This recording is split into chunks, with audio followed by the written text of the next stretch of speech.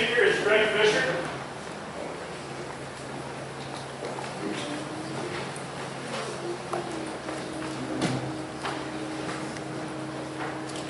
Thank you. It's my pleasure to be here today. Welcome to Bayfield.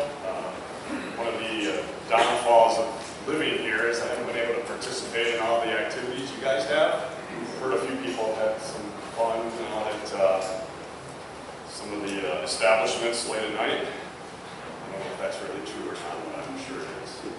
And has everybody been having a good time here? Yes. Yes. Good. We've had great weather. Hopefully you've been able to enjoy it. It's a beautiful day out. It's a calm day. Not like Roger saw, I think, during his days out. We've heard some great talks earlier already, and I'm just going to continue along those lines with some culture techniques. Again, my name is Greg Fischer. I'm with the University of Wisconsin-Stevens Point, Northern Aquaculture Demonstration Facility. Some of you had the pleasure, I hope, of visiting us the other night.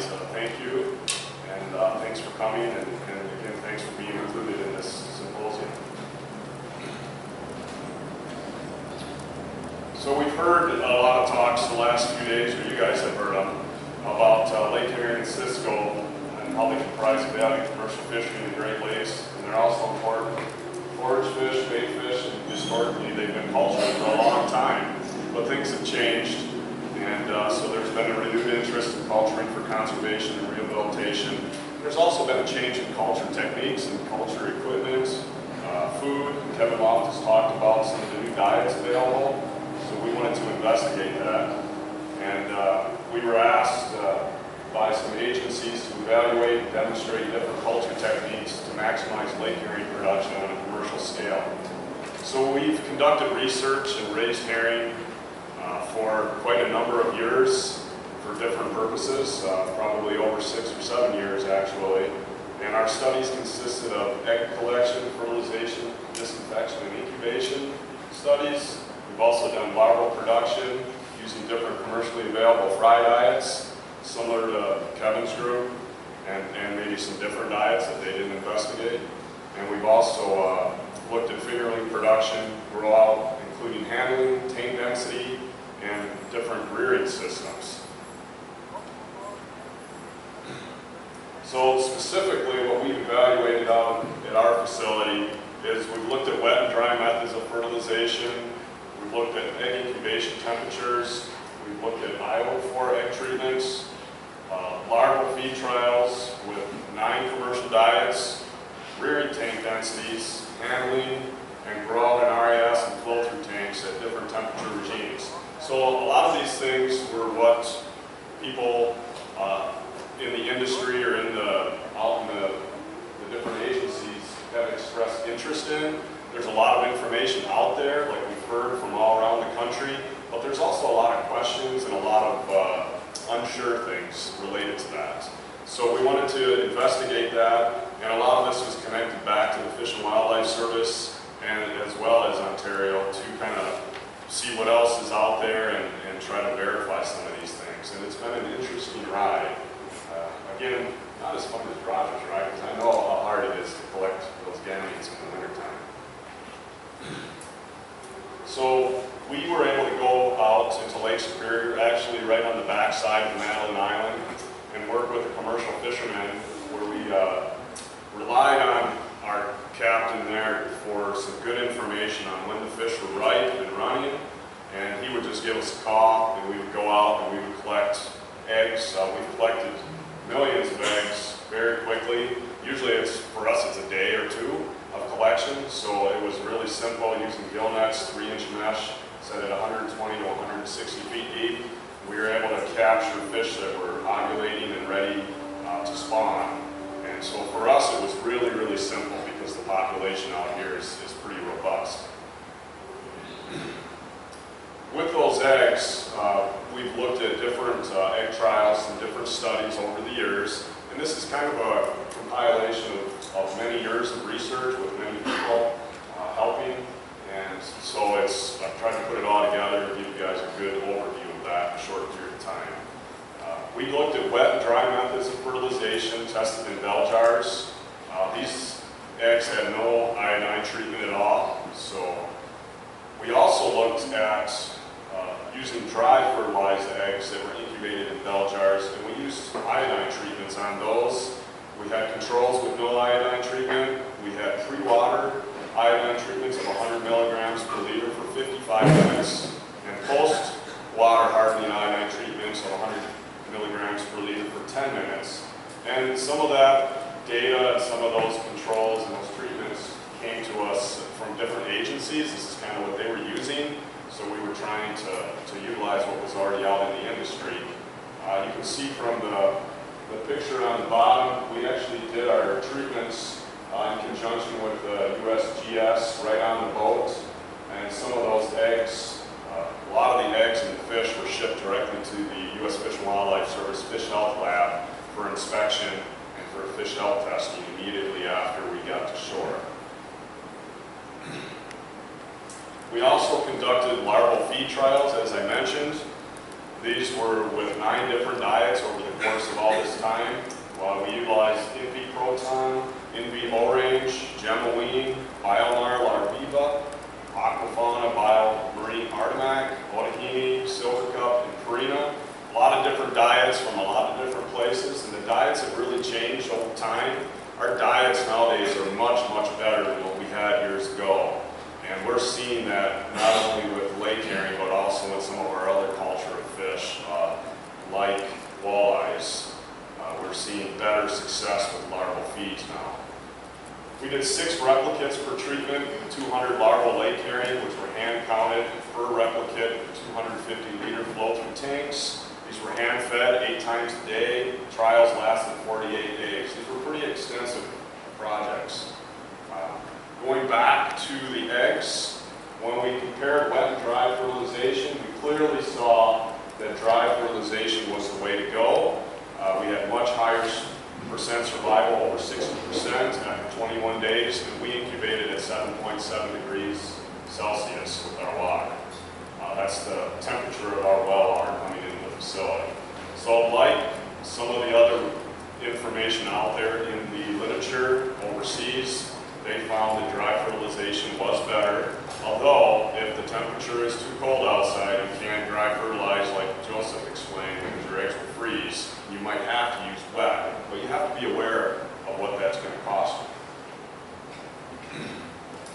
Moving on to egg treatments and incubation with iodine, we found that our controls and our post-water hardening treatments were fairly similar.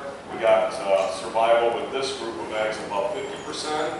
So these started out as the same eggs, but some of them underwent iodine treatment and some of them didn't.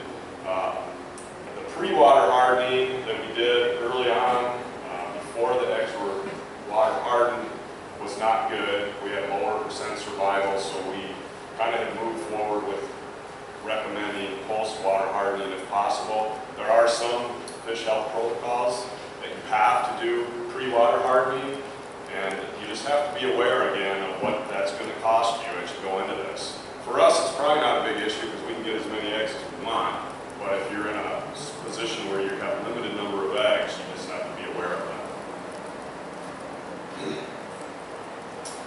So looking at the larval survival for our feed trials, so remember we conducted several feed trials throughout the years, and I'm going to talk about one of the trials here, and I'll talk about another one in a minute.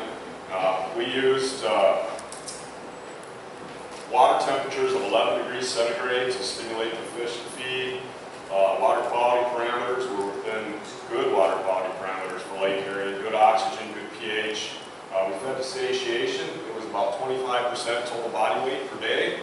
And after 48 days, we kind of evaluated where we were, and we found that in this diet study, NV Proton and Artimac were the best diets. Silver Cup was pretty good for survival, but we found that NV and Artimac were much better performers. The fish came out in better shape, so we selected those diets to move forward. Well, then NV Proton was no longer available, so we evaluated some new diets in another study. We looked at orange and gemawine, biomar. We evaluated otahini and artimac moving forward, and we found that the orange and the gemawine became better diets for us. survival as well as the performance of the fish. So they were bigger and longer than the other diets. Ouch. We have not evaluated Aquaculture. That's the diet we're interested in, and so we're talking, that's one of the benefits of all this too, is you develop relationships and you get to talk about things. And so we're talking with Kevin and his team up in Ontario, and we're also talking with Petrie. Had the honor of going to Finland a few years ago, and we're all talking together, so we're moving forward with all this. So we're going to be testing some more diets. Density studies, so we looked at high, medium, and low density. We looked at a high of 30 kilograms per cubic meter, thinking that for conservation and maybe rehabilitation of fish, we want fish with all their fins, we want them in good shape, we don't want to crowd them. So the high density was 30 kilograms per cubic meter. That's not very high from an aquaculture standpoint. We go as high as 120 to 140 kilograms per cubic meter for our char. But for herring, 30 kilograms per cubic meter, 25 was our medium, and 15 was our low. And like you saw in some other slides, some other presentations, we found that the low was better. We did these fingerlings. They started out in the project at 100 millimeters and 7 grams for the study, and we found that keeping them low at 15 kilograms per cubic meter, we had better percentage growth, better feed conversions, and better survival. So that's our recommendation moving forward. We evaluated length and weight of fingerling lake herring and reared at different temperatures. I apologize, my colors don't all match here, but the red on top is the high temperature, that's 12.8 degrees centigrade. This one right here is 7.7 degrees centigrade, and that's for length. So we saw increased length in the warmer water, which we expect. The purple line here is 12.8 degrees centigrade, and the green line here is 7.7 degrees centigrade. And we saw increased weight as well at that temperature. And we didn't see much difference in survival. So that was interesting, and it just gives us another tool that we might be able to use as we culture these fish. If we looked over time, so this mess, I apologize, there's a lot of data that was in this, and this is over the course of, like I said, 7 years, 6 years. We evaluated fish in a lot of different temperature systems and a lot of different types of systems. This red line is an RAS system, recirculating aquaculture system. We operated a system with a fluidized sand biofilter and related equipment that you saw at the facility. And we raised lake herring at 15 to 17 degrees centigrade in that system, and they did phenomenal. We didn't have a big problem with survival. They ate well. They actually developed gonads when they got to be about 2 years old. And at that point, we didn't know what to do. We didn't have a reason to develop gonads, so we killed them and ate them. And now I kind of was wishing, man, I should have kept those things. But all this information is available in our intensive culture manual. We're working on publications, but as a lot of you know, it takes a lot of time to publish. And unfortunately, we're a pretty small crew and we got too many projects, so I'm not good at publishing, but the information is available. If you didn't get one of these, we have some with us. And we also have contacts at the facility. We have our brochures. You're welcome to talk to us and let us know your questions. We'll help where we can. A lot of